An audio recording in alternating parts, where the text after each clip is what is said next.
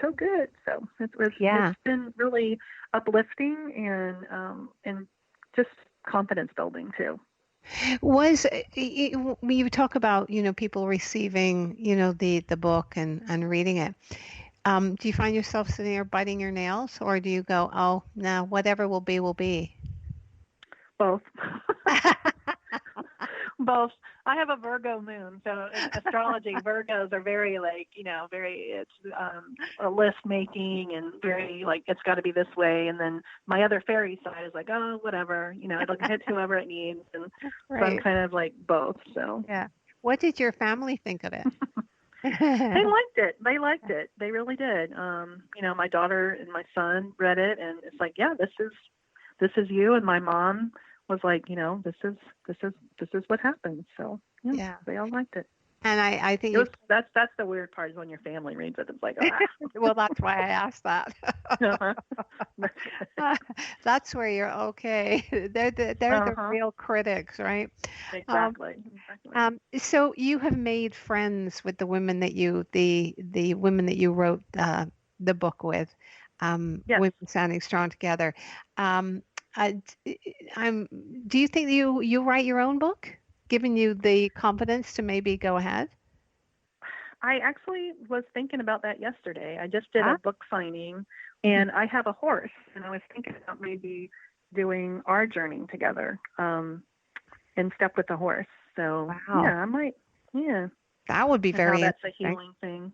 Yeah, I Yeah. think so. I just we have a really interesting story. It's different than most of them, so I think I don't know. I'm going to talk to Gloria about that. Yes, she could be. She would definitely be the publisher, right? Oh yes, Yeah. definitely. Yep, yep. Yeah, Yeah. absolutely. Um, if someone is struggling sort of to find or bring back the magic into their lives, what would you advise them to do? I, for me, it really helped to talk to someone too, to understand um, what was going on in my life and why, and to understand that something was missing, because sometimes you don't even know something's missing until it's gone. And so I would definitely, nature was my healer. I went outside a lot. I walked. Art was another thing that just kind of helped me connect to being. I started, you just start noticing more things when you do art too. Like I said about the clouds, cooking is a good thing too. Just to all the Cooking, magic. Well, right? it's not always art. Creativity is cooking too. Is putting all the and doing it with mindfulness. I tell Hmm. people that all the time. It's doing it with mindfulness is when that's what brings the magic back. Even sweeping the floor. I painted my broom, which everybody thought was crazy, but I'm a creative, so. Hmm. But I'm like, why does it have to be plain? Why can't I paint it? Why not? Why not, right? And make it pretty. And then when I sweep, I always think about, I'm sweeping out the negative, or I'm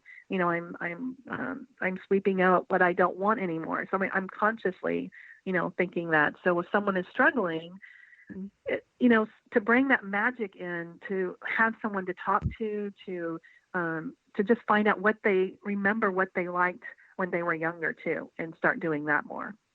Yes, and I think that you hit the nail on the head because we forget to be a child, don't we?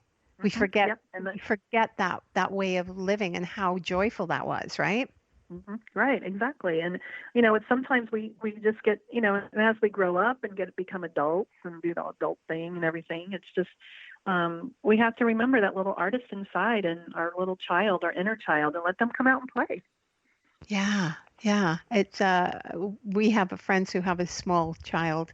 He's Hmm. 9 months, and watching him play is well, he doesn't he really his it's not so much playing, but his attention and his observation of the things Hmm. around him, which Hmm. I'm looking at him thinking, gosh, yeah, I'm so busy in That my is head. cool.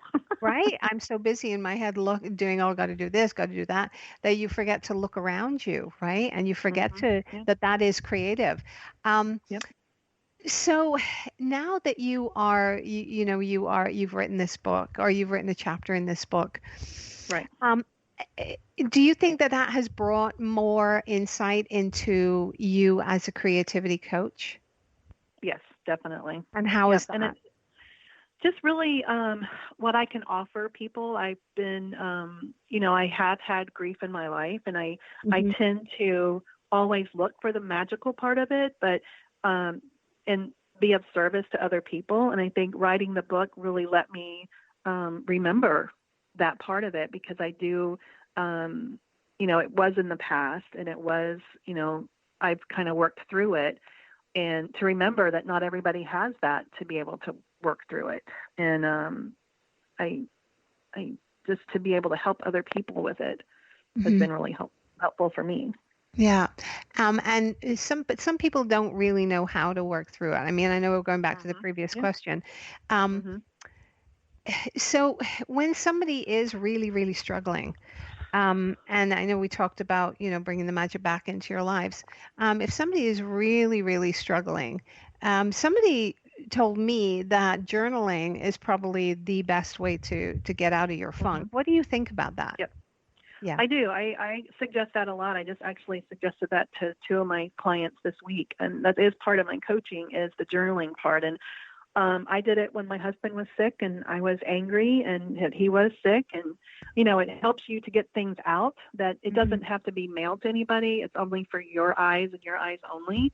And I went through a dark period of painting where which I didn't even realize it, but all my Right. paintings were like a really dark blue and blacks. And I was like, oh, and then it just kind of hit. So journaling is amazing because it does get you out of your head. Words are very powerful.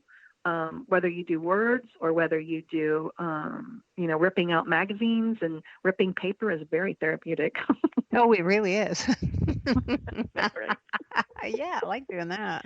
Exactly, exactly. And just starting to, and be angry, if you're going to be, if you're upset about something. And I think a lot of times we're not given the okay to be with our feelings. And I think that's what I really teach about too, is being okay with that. It's not all rainbows and unicorns all the time, but we want to get there, and we have to get through some of this other stuff to get there. Yeah, I totally agree with you. Um, Yeah, when you were saying ripping things up, I always rip the bills up, like when you There get you them go. and Yeah, it's and done. it's done and then you put them in the shredder. Uh-huh. It's like, whoa, there's a There you go. sense of satisfaction. It Um, is. And then you yeah, say, I'm thankful for that. I was able to pay for that bill. It's just yes, being more, it's not absolutely. like, and not being like, oh man, there went $50. It's like, no, Yeah, I had that, so it's different. It's just a different way of thinking. yeah, absolutely. Um, Brenda, how do you begin and end your day? It's so varied. um, Do you have a ritual? So I do, because because I was thinking about that the other day when you asked me. Yeah, In the mornings, I'm out by the pool, and in yeah. the evenings I'm out by my pool. I like being outside. I like the nature sounds. It helps calm me for whatever's before I start the day. It gets me going. When I sit outside, I see the sunrise over the pine trees, because like we face east, so it's beautiful to listen to. And my hummingbirds were out there this morning, and my dove are singing. And Mm, so I start my day with that, with my cup of coffee or tea, and then um, look in my art journal and do a few sketches or see what's going on for the day. And then just I kind of ease into my day. I don't rush into it.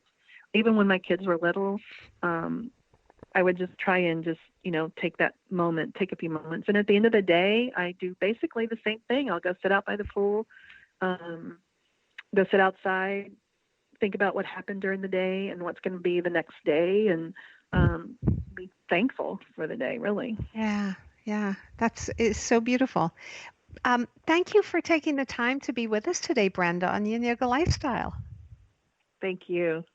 And if you would like more information about Brenda Nickolaus, you can visit brendanickolaus.com, BRENDANICKOLAUS.com, or on Facebook at Brenda.Nickolaus. And of course, you can order your copy of the very inspirational book, Women Standing Strong Together. And I believe that's on Amazon.com, isn't it, Brenda? Yes, Amazon.com. Okay, and many thanks again for being here, Brenda, and inspiring us with your creativity on Yin Yoga Lifestyle. You're welcome. And please don't forget to check us out at yinyogalifestyle.com, adding enlightenment, calm, balance, and creativity to your everyday life. Thank you for joining Yin Yoga Lifestyle. I am your host, Colette Darville.